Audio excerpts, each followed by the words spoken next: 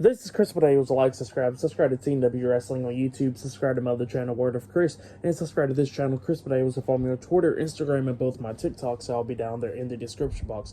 And I'm here to do my AEW Dynamite October 18th, 2023 reviews. So we're going to be discussing about tonight's episode of AEW Dynamite, and now we kick off the show with the first match of the night. It was Jay White with Austin, Colton Gunn, the Guns, and Juice Robinson, Bullet Club Gold versus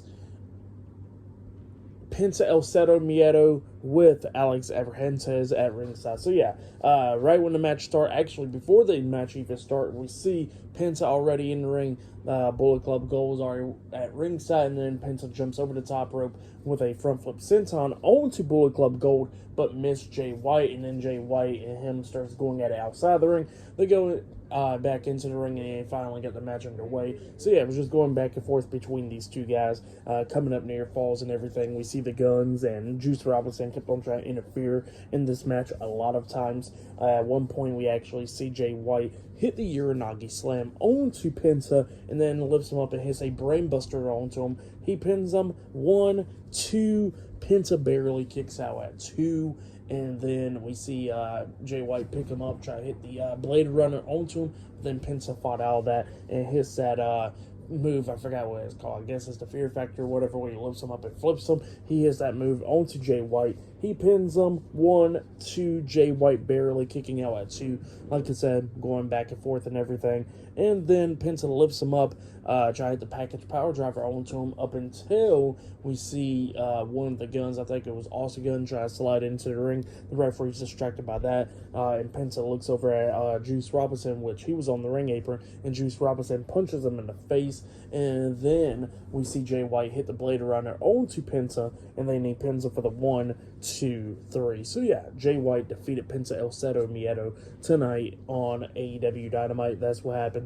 Great match though. I will give that match 3.5 stars. That's what I'll give it. But then after the match ended, Jay White grabs the mic and he says that MJF is not even here tonight and all that stuff. If he wants back his AEW World Heavyweight Championship, he got to come and face the real world champion at Full Gear. So yeah, that's what Jay White was talking about.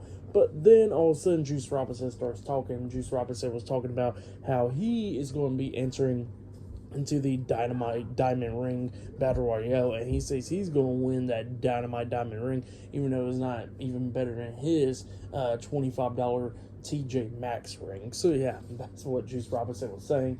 And yeah, he says that he's going to win his ring, MJF's ring, put it on his finger, and punch MJF in the face. So yeah, that's what Juice Robinson said, and they walk out. And then we see Renee Paquette backstage interviewing the AEW World Heavyweight Champion, one half of the Ring of Honor World Tag Team Champions, MJF, and they asked about Adam Cole. And MJF was like, he didn't talk to Adam Cole. And then he starts talking about Juice Robinson. He says that he hopes that Juice Robinson wins the Battle Royale, because he says that he's going to want to face him one-on-one, put his right hand with the ring against his left hand with the quarters, and punch him right dead in the face, and have his blood all over the ring and everything. And he says that his blood is not going to be on his hands because of Juice Robinson. It's going to be on his hands because of Jay White.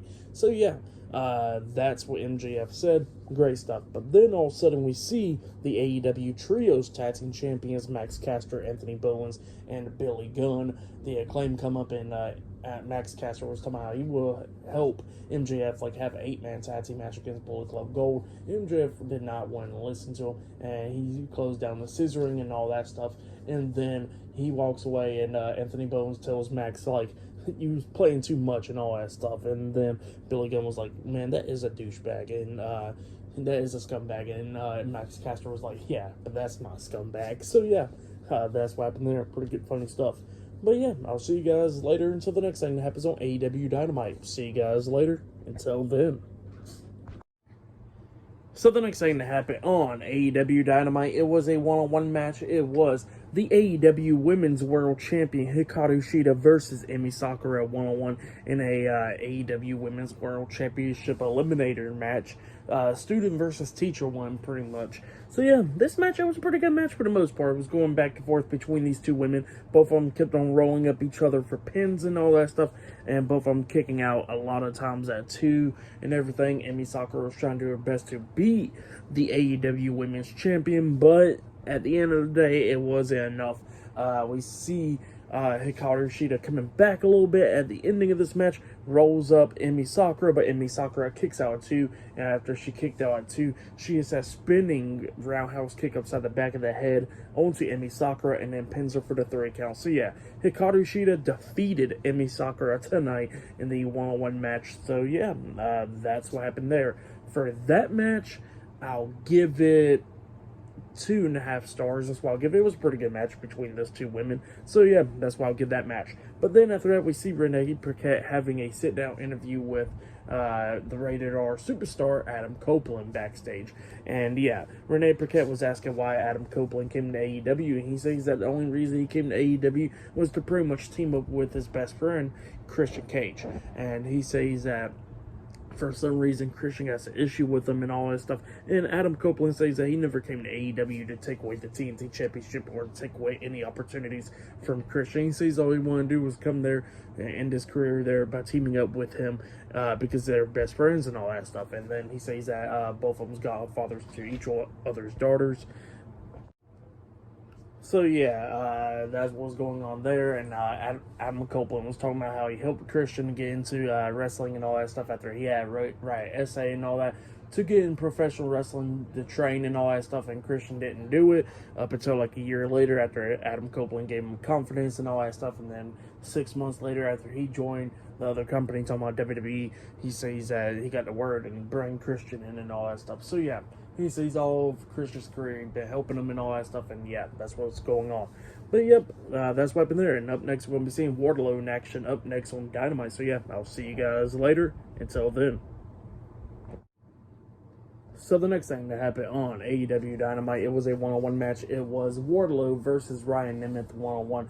As soon as Wardlow gets in the ring, Ryan Nemeth starts attacking Wardlow right when the bell rings and everything, starts trying to beat him down and all that stuff. But it wasn't working out. Wardlow straight up grabs him and hits one powerbomb onto him, which stops the match. So yeah, one powerbomb ends the match. Referee stoppage, and Wardlow was walking out the ring up until Tony Schiavone gets in the ring and he wants to interview Wardlow and ask him, like, you know, why he came back to AEW and all that stuff and doing all this stuff.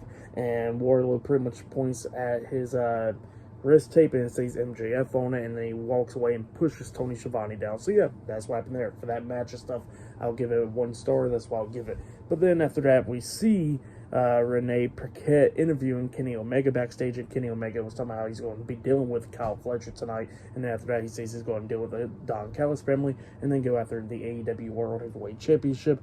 And yeah, then all of a sudden the AEW World Heavyweight Champion MJF comes up and he says that he's been a big fan with Kenny Omega and all that stuff, and he wants to shake his hand, and they shake hands, and then he whispers in Kenny Omega's ear saying 13 days, bitch.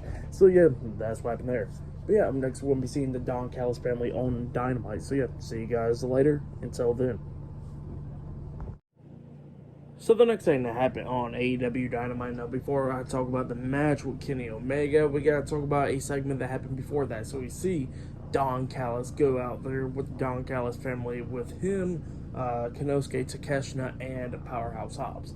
And Don Callis was talking about he's been handling with Chris Jericho and Kenny Omega and everything, and he says that they're going to keep on going, beating them down after what happened last week on Dynamite. And Powerhouse Hobbs explains his reasons of why he's been going after Chris Jericho and joining the Don Callis family, because in 1998 he says that he was with his grandma in the crowd and Jericho walked by them. After he thought Jericho was his hero and all that stuff, Jericho walked by them and tells his grandma to shut the hell up and tells him to sit down. So yeah, he says that he's been holding up a grudge since then. So yeah, that's what happened there.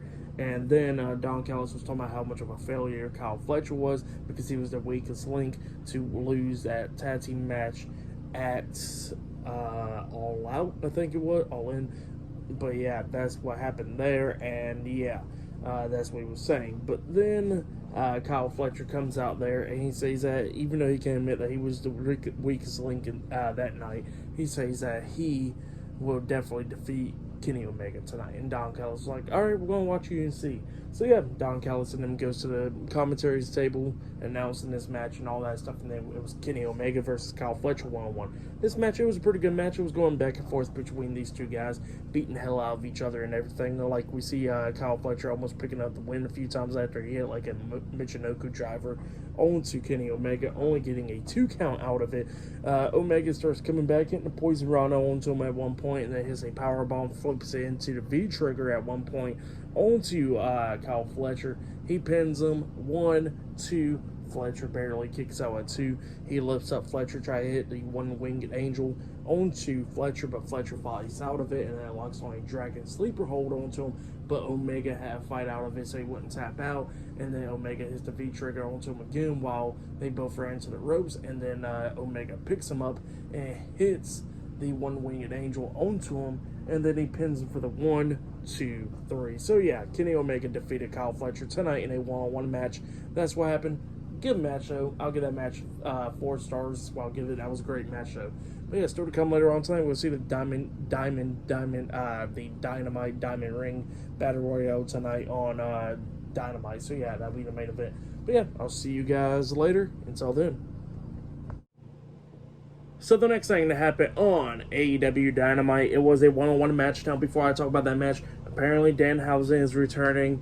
Very, very, very nice and very evil. So yeah, that's what's happening there. They showed like a TV monitor with his face and all that on it, which was pretty weird. But yeah, then we get to the next match. Lance Archer versus a local competitor, one-on-one. Lance Archer's theme song plays, and then he just tosses out a guy, carrying him down to the ring. The guy tries to hit a suicide dive onto him, but Lance Archer catches him and chokeslams him on the ring apron, tosses him into the ring, starts beating the hell out of him a lot of times, picks him up and hits a finish move onto him when he throws him over his head onto the mat, and then he pins him for the 3 count. So yeah, Lance Archer defeated the local competitor tonight in a one-on-one match, and Jake the Snake Roberts is not with him, but yeah, this is the return of Lance Archer. For that match, I'll give it a half of a star. That's what I give it.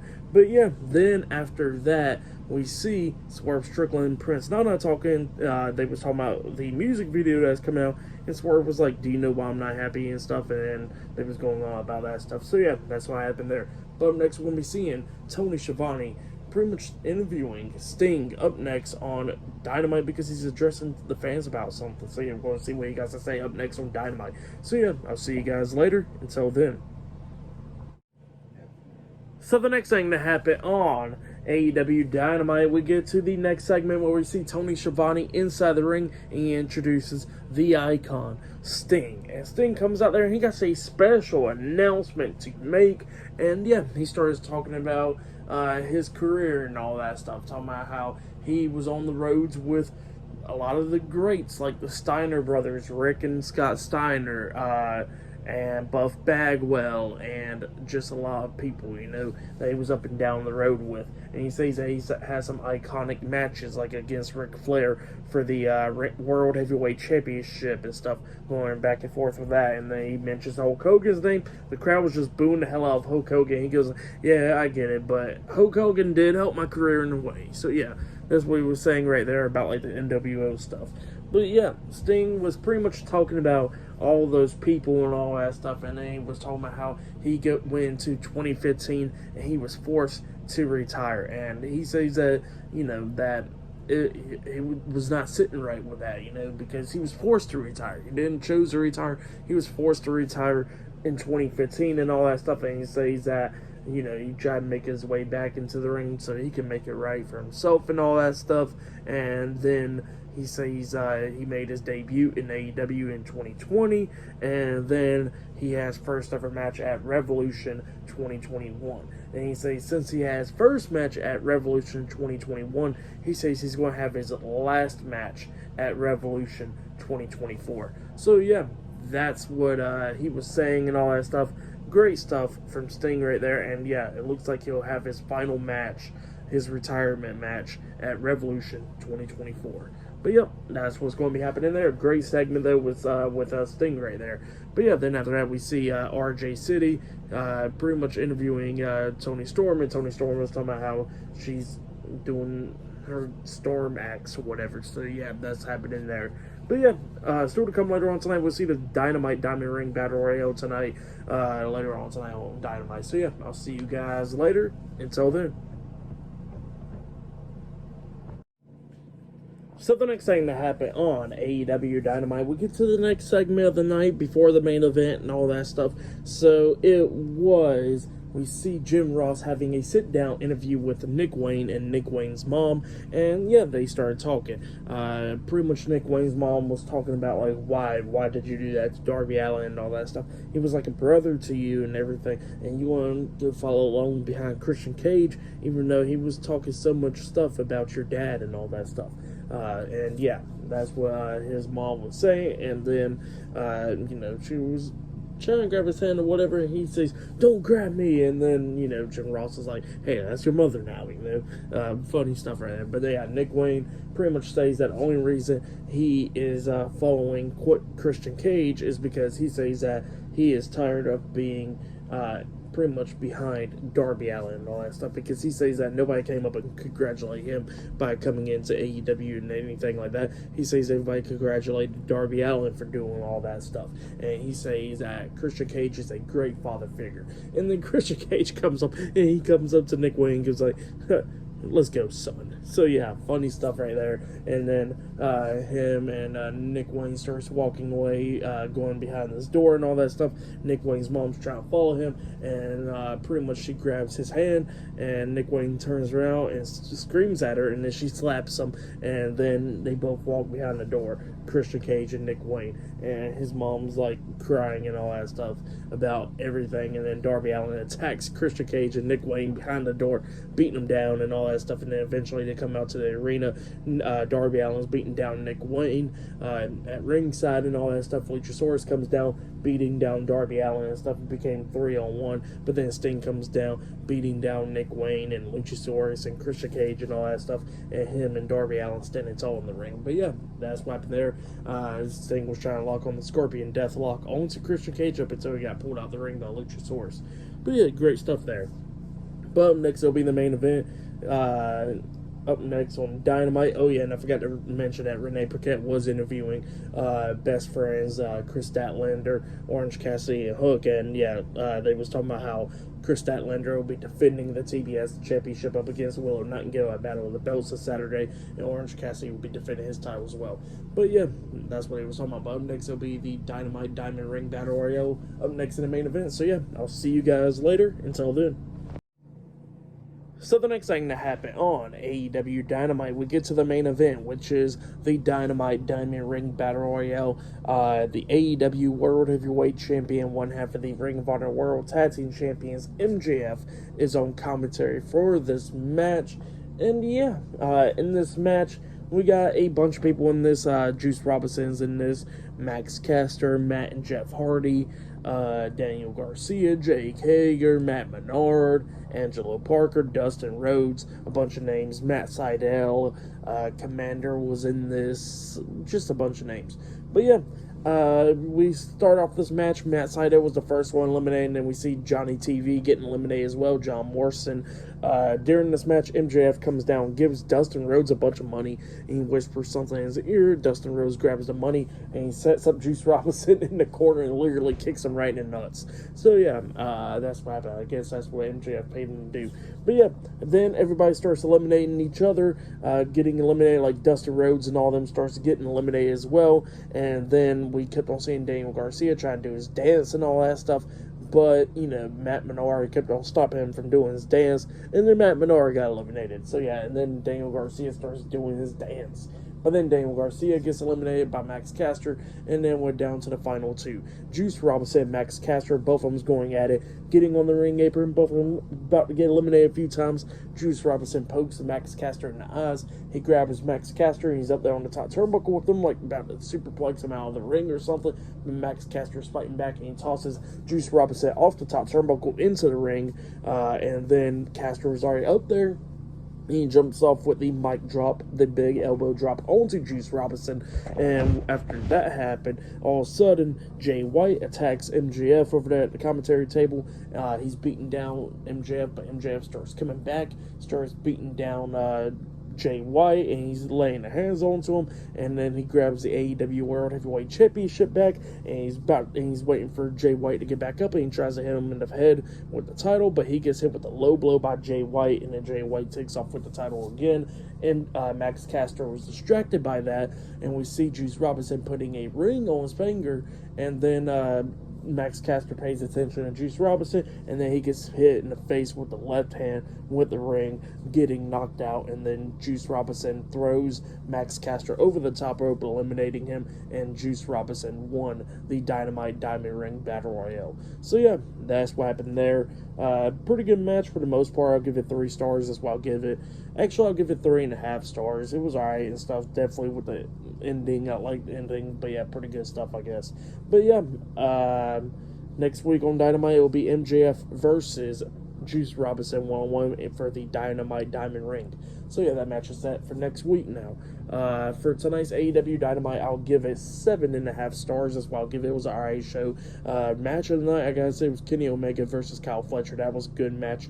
And Jay White versus Penta El Zero Miedo was a good one as well. But yeah, that's been my AEW Dynamite reviews. Like, subscribe to TNW Wrestling on YouTube. Subscribe to my other channel, Word of Chris, and subscribe to this channel, Chris Bales. And follow me on Twitter, Instagram, and both of my TikToks. I'll be down there in the description box. And I'll see you guys later for this Friday's Friday Night SmackDown reviews. See you guys later. Until then.